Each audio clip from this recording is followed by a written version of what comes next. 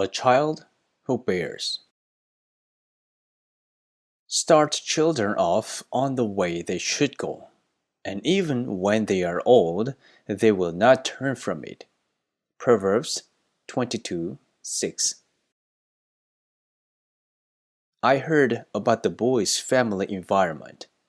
My heart broke. I couldn't help but shake my head. How could he bear all that? I surely wouldn't have been able to. The father had killed himself early, and his brother, who was 3 years older, frequently exercised cruel violence against him. By the age of 9, he already understood that life is hard. An anxiety disorder led him to be a target of bullying at school. Poverty and loneliness distressed him. The mother was in exactly the same emotional state as her son. Thanks to the amazing guidance and providence of God, the mother and the son were led to Shimto. There, where no one bullied or laughed at him, the boy extremely enjoyed his time. By the love and grace of the Lord, their hearts began to heal. While he would fidget out of shyness whenever our eyes met, the child still liked to attend our church. Since their home was quite far from the church, I assumed they would show up a couple of times before they stopped. To my surprise, though, they even attended the evening vespers. They gladly took the long journey of having to transfer from one bus to another, one subway to another, to come to church. Even on extremely cold winter days, they made sure to be on time for the worship service. The mother said, I feel so dismayed and distressed if I don't come to church.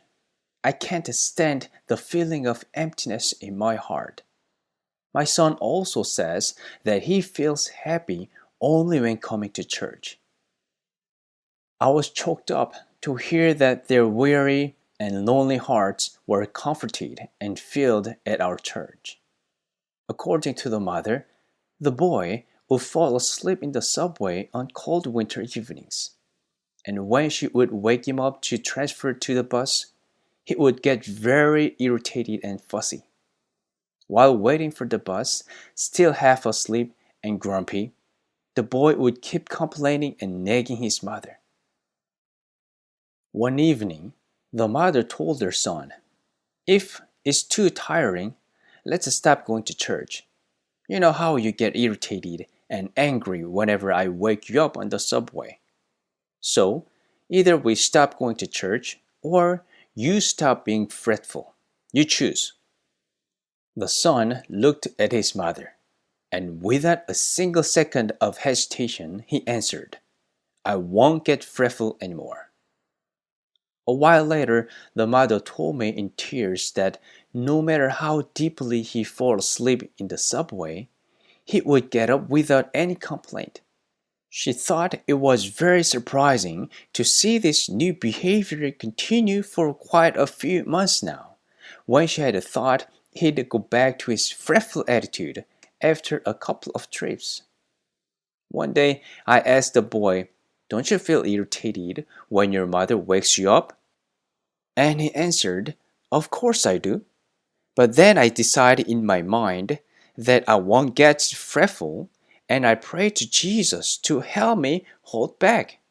Then soon I feel calm. That's how I keep from throwing a fit. This young boy had already learned the way to control his feelings. The look on his face grew milder and gentler day by day. He, who used to always disobey his mother, had now become obedient and meek. I feel thankful every time I see this young and admirable boy.